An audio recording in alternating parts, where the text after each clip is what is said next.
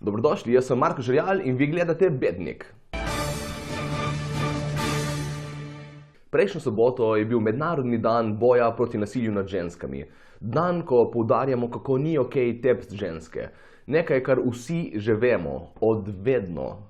Že v vrtcu je prva stvar, ki te naučijo, da se punc ne tepe. Ne niti, če so žleht. Ne niti, če so one začele. Za njih veljajo drugačna pravila. Samo čakajte, da feministke slišijo za to neenakost. Se bojo zbrale in zahtevale, da... Kaj? A že vejo in jih boli kurac?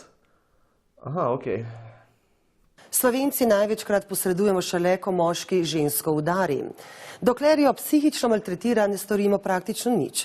Vsaj tako kaže socialni eksperiment, ki so ga ob dnevu boja proti nasilju nad ženskami pripravili na Primorskem. Ja, in če pogledaš celega, vidiš, da če ženska tipa udari, se še vedno nič ne zgodi. In pri nas smo še okej. So delali podobne eksperimente v tujini in tam so se tipu smejali.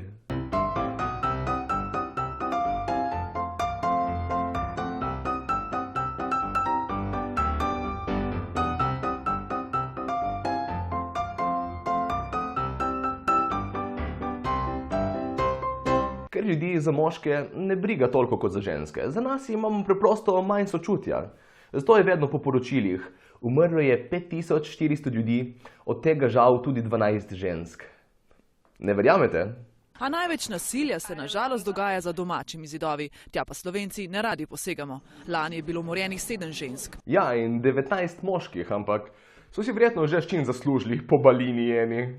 Ni samo pri nasilju to vidno. Poglejte na primer rak na prostati, ki je poleg lenobe razlog, zakaj se novembra nisem bril. Je podobno število primerov in podobno umrljivost kot pri raku na dojkah in 4-krat manj denarja. Na predolge čakalne dobe že leta opozarjajo bolniki, zdaj pa je Računsko sodišče ugotovilo, da Ministrstvo za zdravje sploh ni imelo točnih podatkov o čakalnih dobah in se z njimi ni spopadlo na ustrezen način. Bogo 6 je eden izmed bolnikov, ki bi ga predolge čakalne dobe lahko stale življenja. Ko je krvni test pred 10 leti pokazal na raka prostate, bi v kliničnem centru na pregled, ki bi potrdil diagnozo, čakal kar 9 mesecev. Namesto tega je šel k zasebniku na pregled in bil v 2 mesecih operiran v bolnišnici Slovenj Gradec. Če ne bi, sem mislil, da povedali v Slovenj Gradcu, da verjetno mi ne bi bilo več rešitve. Zelo se je presenetilo, da je bila čakalna doba na prvi specialistični pregled, torej na tisti, kjer se na nek način potrdi ali ovrže sum raka na prostati, celo 1 leto. Ministrstvo za zdravje ni imelo točnih in ažurnih podatkov o čakalnih dobah na področju urologije, ni analiziralo vzrokov za nastanek teh čakalnih dob. In kaj na vse to pravi ministrstvo? Na poročilo se bodo odzvali, ko ga bodo pregledali. Ja, mislim, da to s spuščanjem brk ne bo delalo. Prej bi dobili kaj pozornosti, če bi si začeli briti noge.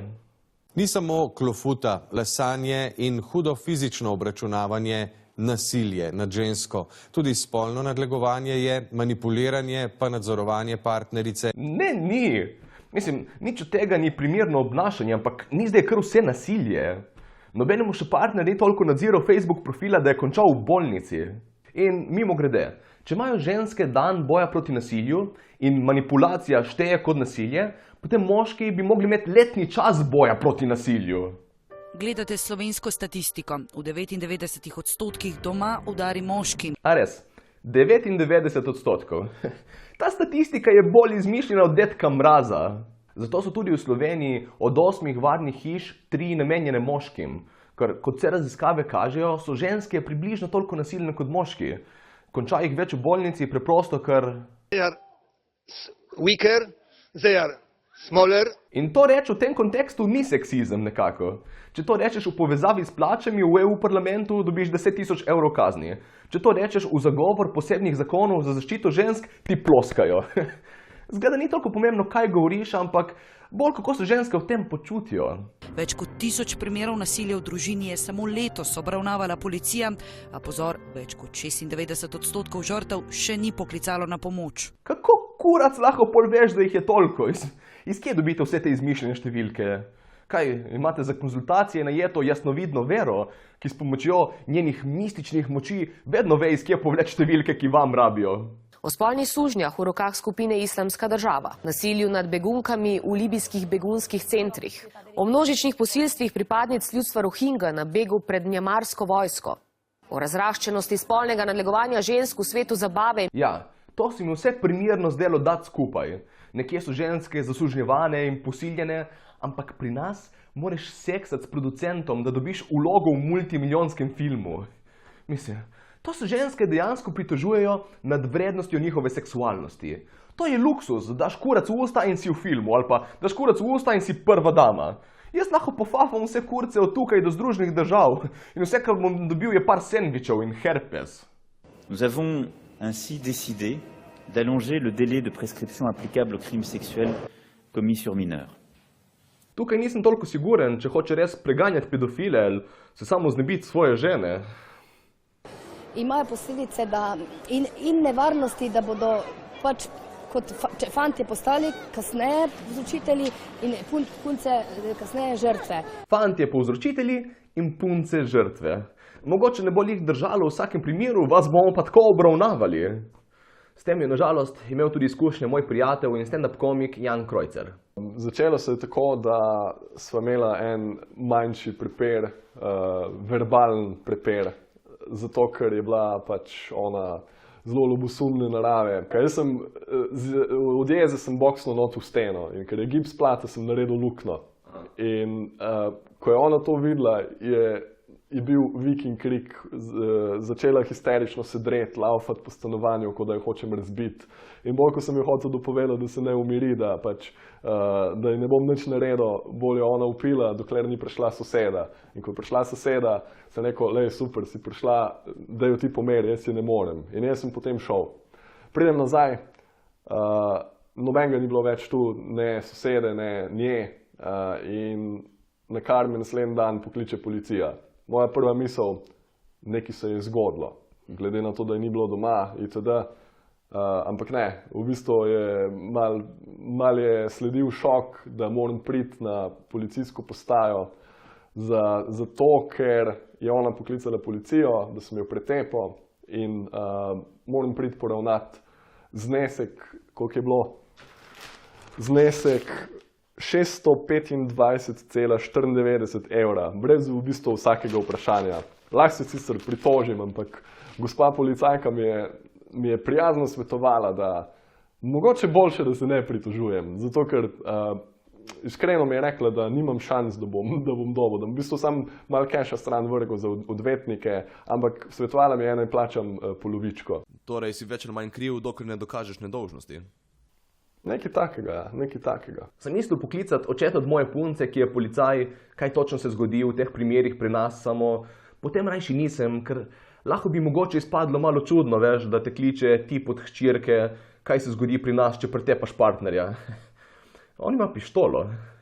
In za konec še par gluposti iz zanesljivih virov. Kratka, dan boja proti nasilju nad ženskami lahko tudi ukinemo. Mislim, da ga ne smemo ukiniti, ravno nasprotno. Vedno moramo jasno opozarjati na to, kajti očitno je to pri nas družbeno sprejeto in kar normalno. In so ženske očitno se niti ne spravijo k temu, da bi prijavljale storilce. Iz česa je to očitno? Bi vprašal, katera čarovnica njej rihta podatke, samo vem, kako ima rada samo oskrbo. Jaz mislim, tako kot je pravzaprav lahko spolno nadlegovanje in spolno nasilje povračilni udarec za večanje pravic žensk na določenih področjih. Ja, ne nadlegujejo tipi punc zato, ker so potrebni, ampak ker imajo pravice. Zanimivo potem, kako vedno nadlegujejo mlade in lušne punce, ne neke stare babice z brki. Zgleda, teh mladih glas šteje več. To, kar kaže 50 odtenkov sive, to novo seksualno politiko, zdaj ženske, zdaj ste osvobojene, zdaj vas lahko spet spolno nadlegujemo. Ne, budala. 50 odtenkov sive je pornografija za mamice. Noben tip tega ne bere, to je ženska fantazija. Imeti nekega tipa, ki bo čisto obsesiven na njih in jih vezal za posteljo in ne vem kaj. In okej, bil multimilionar, ampak to ni tako pomembno. Pravi mačo jo lahko zaveže za posteljo v njegovi luksuzni vili, tudi če nima prebite pare. Politika tazga ali drugačnega prestiža. Politika zato, ker pač se lahko giblješ po svetu veliko za javni denar. Kako jo je pogledala? za javni denar. In seveda tukaj imamo sliko Violete Tomić v Venezueli, skupaj z našim dobrim starim prijateljem Kordišem. Brez skrbi, njihovega potovanja niso mokrili slovenski davkoplačevalci, ampak venezuelski, namesto da bi jedli. Če si začetnik lačnih, moraš nekako paziti, da jih ne zmanjka. V Ameriki odstopajo drug za drugim velike glave in to brez sodnih postopkov. Ne rabimo nobenih dokazov. Ženskam verjamejo, kar pomeni, da imajo ženske tudi podporo. Ok, samo, kaj je to res dobra stvar? Ker enkrat en kolega mi je pripričeval, da če ženska obtoži nekoga posilstva in ni dokazov ne za, ne proti, potem moramo ženske avtomatsko verjeti in tipa zapret. Ker kdo bi se lagal o čem tako groznem, kot je posilstvo? Ja, dajmo potem spustiti tudi vse dokazane posiljevalce ven iz zapora. Očitno je prišel do napake, ker kdo bi še res storil nekaj tako groznega, kot je posilstvo? Ja, očitno smo mi taka družba, da še vedno nekako rajši pod preprogo pometemo nekaj, kot pa da bi se izpostavili. Ja, glede na to, da je Slovenija država, kjer moški največ pomagamo s hišnimi opravili, nam verjetno ni problem malo pomest vsega skupaj.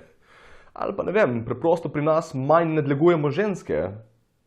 Ne, da je manj spolnega nasilja, manj je prijav. Manj je prijav. Valjda, ker moški smo avtomatsko zlobni in če podatki tega ne kažejo, se motijo.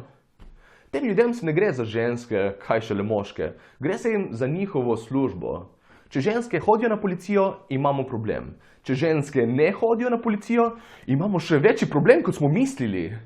In kakšno naključje? V obeh primerih so oni rešitev. To je bilo vse za ta teden. Če vam je bilo všeč, lajkajte ali subscribajte in seveda, kdor ne šera, jih dobi po